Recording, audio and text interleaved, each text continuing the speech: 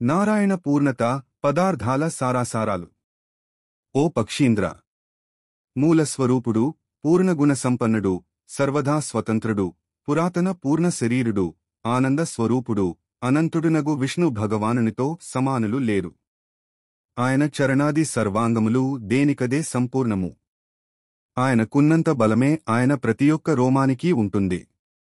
కాబట్టి ఆయన అన్ని విధాలా సంపూర్ణుడు. ఆయనే అన్నింటికీ అందరికీ కర్త, హర్త మరియు ఈ సృష్టిలోని ప్రతి సారాంశానికి భోక్త. సారమైన అంశాలకే ఆయన భోక్త, సారహీన, అసార అంశాలనాయన గ్రహింపడు. సమస్త ద్రవ్యాల, ద్రవ్య పదార్థాల సారభాగమే ఆయనదవుతుంది. ఆయన నిత్యము భక్తుల పట్ల దయాళువై ఉంటూ భక్తుల హిత చింతననే చేస్తుంటాడు. భక్తుల ద్వారా తనకు నివేదింపబడిన భక్ష్య భోజ్యాది పదార్థాలను ఉపచారాలను అందుకుని వాటిలో సారభాగాన్ని ఎంతో ఆదరంగా స్వీకరిస్తాడు.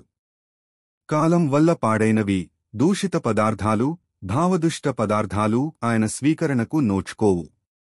ద్రాక్ష వంటి పండ్లు కూడా బాగున్నవే ఆయనకు పెట్టాలి.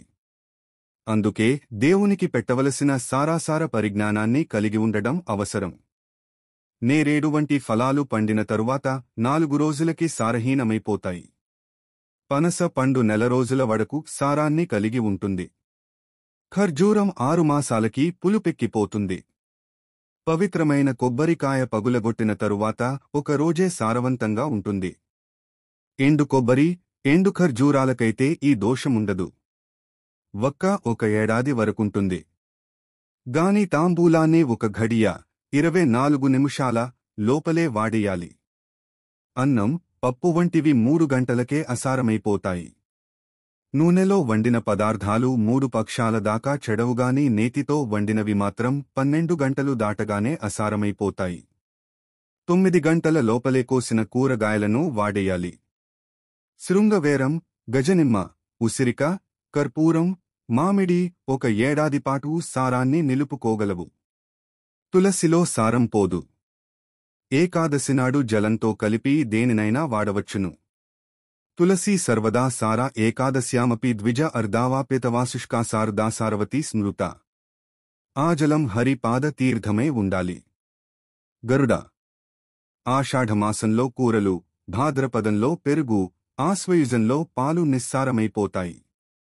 అలాగే హరినామాన్ని పలుకని ముఖము, హరికి నైవేద్యం చేయబడని పదార్థము ఎలాగున్నా నిస్సారాలే. హరినామ విహీనంతూ ముఖం నహసారముచ్యతే.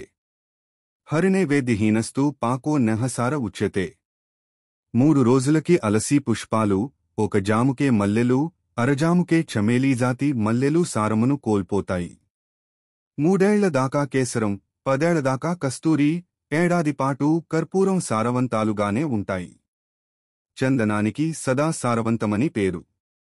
అధ్యాయం 14.